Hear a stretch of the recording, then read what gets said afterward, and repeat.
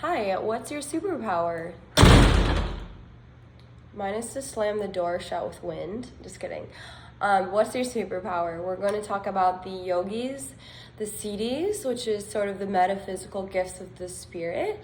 But I also want to talk about the chakras and what each of those can kind of bring as you open and develop.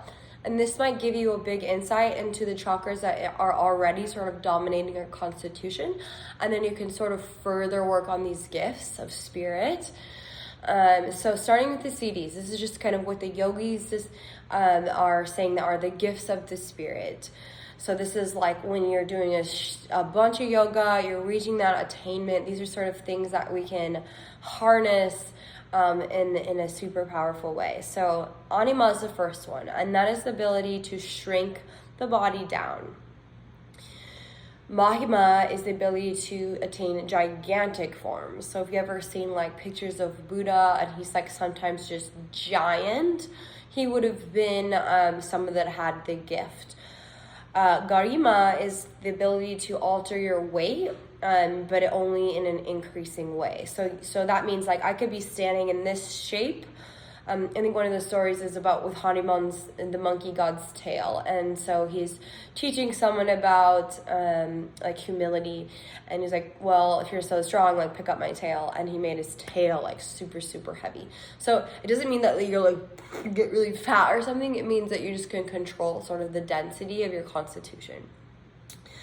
Lagima is the ability to decrease the body weight. So if you can decrease your constitution, the weight of it, this is when you can do the gifts of like teleport or levitation or the ability to fly.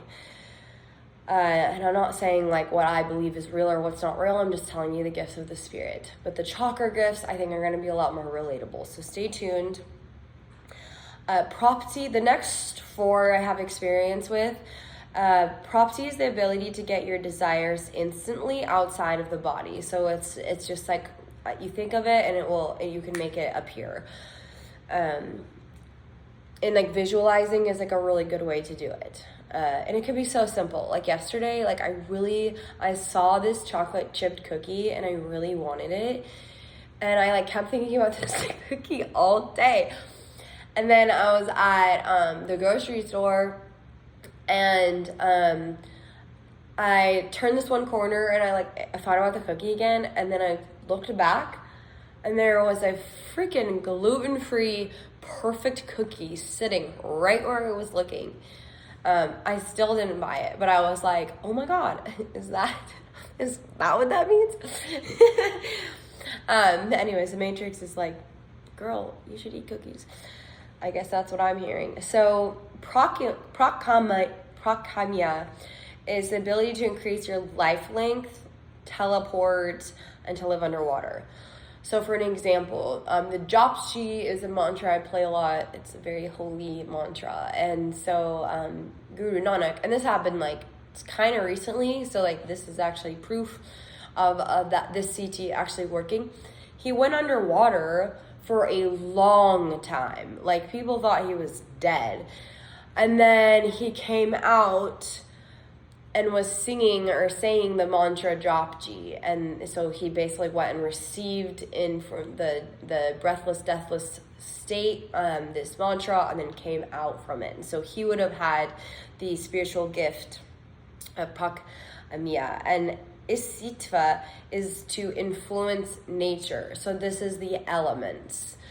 The ability to call upon the wind. My best example of this would be my neighborhood was on fire, and my uncle is a sheriff. And so we were able to stay in, like everybody had to evacuate, and we were able to stay longer. And I'm looking through this window, and there's I've never seen such big flames, like 50-foot, like just violent, like spirals, like just shooting up into the air. It was crazy, and it was coming up and over this hillside, and so there's a valley kind of between me and the fire. And I just, with all of my heart, like just everything in me, I just imagined the wind somehow switching directions and pushing the fire back up the hill. And then right after that prayer, my dad and my uncle came in and was like, we have to go. Like, we're going to be on fire. So, like, it's time. And anyways, I don't tell anyone about that. Who knows if this is even an example. But long story short, our house did not burn down. And my dad's telling me what happened. And he was like, in tears, like, a miracle saved our house. And I was like, what? And he was like, right after we left, for some reason, the wind switched directions and pushed the fire back up the hill. And I still have not told him about my prayer or anything, because I'm still kind of in denial of that superpower. But like, we can have more command of our external environment than we realize with belief, with true, there's no doubt in my mind, I'm humbly on my knees asking for a miracle. That state is so powerful to manifest, because you're in such trust and surrender that miracles can happen. So that's the influence over nature. Vasitva is the controlling of other people's minds. Now, that might have been triggering because humans use mind control all day long in the forms of our advertisements and in psychological warfare. These are gifts that happen with spiritual attainment and enlightenment. So a master that's given this gift isn't going to use mind control for anything that is negative. The examples of mind control are going to be the ability to calm down a really angry person or to be able to tame wild animals. That's where that like mind control is going to come into, not necessarily like taking and inserting manipulative thoughts. No one can, you are a sovereign being. There's no yogi in the world that can go in and turn you into like their robot. But if you are in a psychosis or something, a yogi can go in and drastically shift your mood. Those are the siddhis. Now the chakras is a different ball game. So we have all of our chakras, and they're all so we have the more dense physical plane is the lower chakras. They meet, heaven on earth meets in the heart chakra, and then we go into the more ethereal chakras.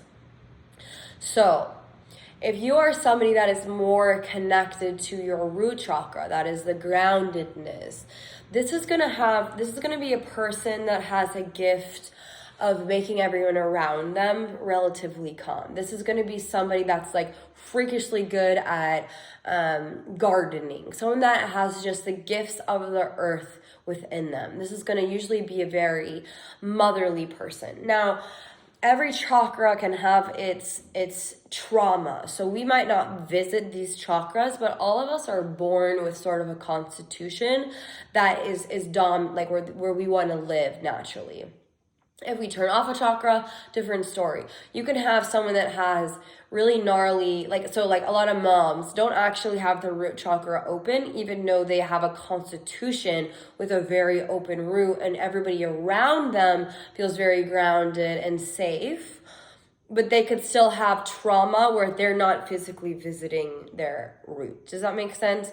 So your gift of spirit is almost determined by the feeling of being in your being. And because the chakras are always going to be turning and doing their thing, and they're changing constantly. So think of it, it's kind of like the constitution that you're just born with, that you're a little bit more predisposed to. So when we move up the chakras, then we have the sacral chakra. So this is where the one first splits into the two. This is where the fire and the water dance. So somebody that's really connected to their sacral chakra. I'm a good example of this. And I'm wearing orange. That's kind of funny. So this is somebody that's going to have like a lot of creative energy, a lot of flow, the ability to sort of like make something from nothing. is someone that's going to be really tapped into their sacral chakra. It's also this chakra, or the lower two are the sensing chakras. So this is someone that's going to maybe have more of a sensuality, and they're both closer to the earth, so it's going to have a bit more of a magnetizing. This is like, I find a lot of people that are more grounded, are kind of lower in the chakras. If they're connected to the root, if you're just sacral, you can really kind of, this is somebody like out of balance, can be experiencing more of like a bipolar nature, where that fire and the water can sort of swing. And so we have a lot of like creative people, right, that have sort of like mood disorders. But if it was in balance, these creative centers are incredible at just alchemizing and cultivating and moving energy. But we have to kind of like ground those ideas. So the root and the sacral work well together if they're logged in, but the sacral is actually connected to the throat, where you would express those creativities. So all the chakras have sort of their sister that they like work with. So as we move from the sacral, we get to the belly. This is the solar plexus. This is the sun. This is your identity. This is your willpower. Somebody that has more of the magic in their belly is going to be someone that's like good at making decisions, that knows what they want, and has someone that has a very good connection to like their gut instinct. They're like, I don't know, but I'm going to do this, and they make it happen. This is also somebody that's very radiant, somebody that when they walk into the room, everybody just feels like uplifted or energized. This is somebody that has the sun in their being. This is your lantern. This is your guiding light. And a lot of times that guiding light can fractalize and split off. So if you have the gift of just kind of being in your sun, in your solar plexus, then it's the laughter, it's the happiness, it's the jolliness. That's all here. It's just like I find a lot of like teachers that do like more like workouts, like to sweat, like to move, they are connected to that heat, and that's going to be in the belly. And so as we go a little higher, we move to the heart chakra. This is where those lower realms meet together. So this is going to be kind of what you think, a very compassionate person, a very loving person, somebody that as we're moving higher up, they're probably not somebody that that can lie. This is a very transparent person if they're moving from here. The back of the heart is where we receive, though, and I would say that most of the world, a lot of empaths and sensitive people are really blocked off from receiving. And so even though this is the heart and you can be living from this heart space, a lot of the times it's a posture where you're actually like kind of caved around your heart. This can almost tell me that like, oh, that's actually a very heart-centered person, because they're not, but they haven't been able to shine yet, right? And then they're going to be kind of like this. And it's kind of like you're begging for the sun to like warm up your back a little bit. So a heart-centered person, these are where we get a lot of singers, we get a lot of nurses, we get a lot of just people that where their light is so generous. The heart connects to the hands. And so people that are giving, that are crafty, that are touchy, and this is going to be the gift of the heart chakra. And so as we move up from there, then we have the throat. This is where the creative center, the sacral, is able to express out to the world. This is somebody that if it's out of balance, they're going to not be good at communicating boundaries.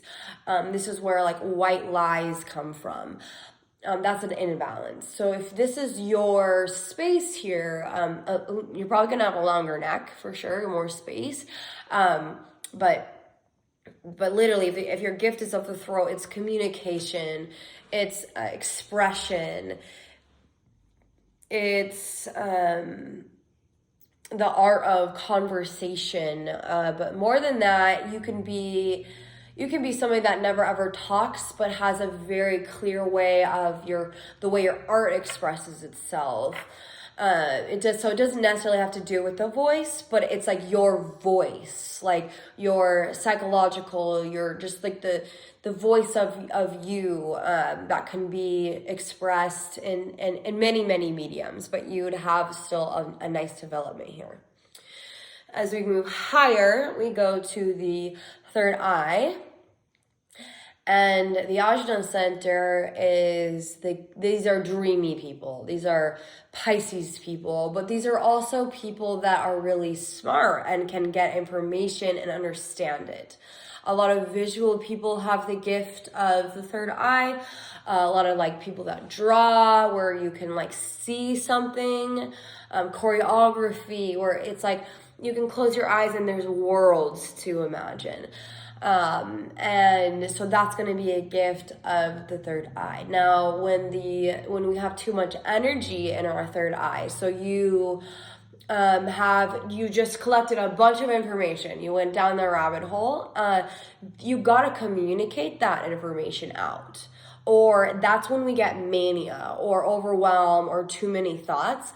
You can have it all stay up here in your center and not like come forth and be birthed out into the world. And that is going to be the medicine here. For third eye people, they're heady.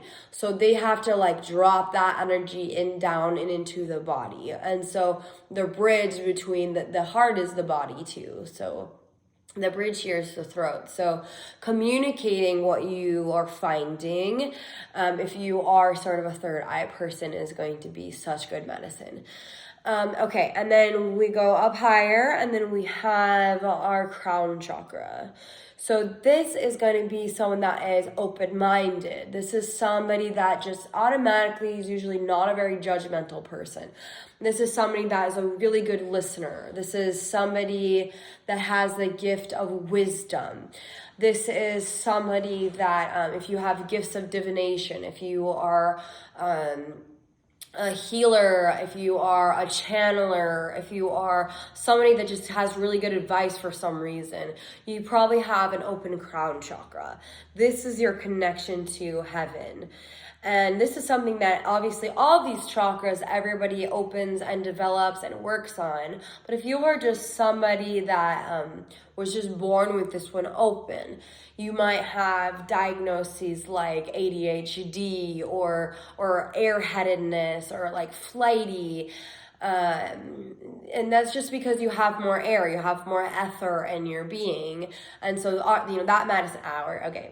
Yes, this is one of my open chakras. Our medicine, any air placements, like I'm talking all the Geminis, like the best medicine is the body medicine, and is again bringing that energy down. So all of the chakras, you can see like they have the gifts, but we also, with your gift, you know that you already have a charge there. That's also in some ways the first chakra that's going to have an imbalance.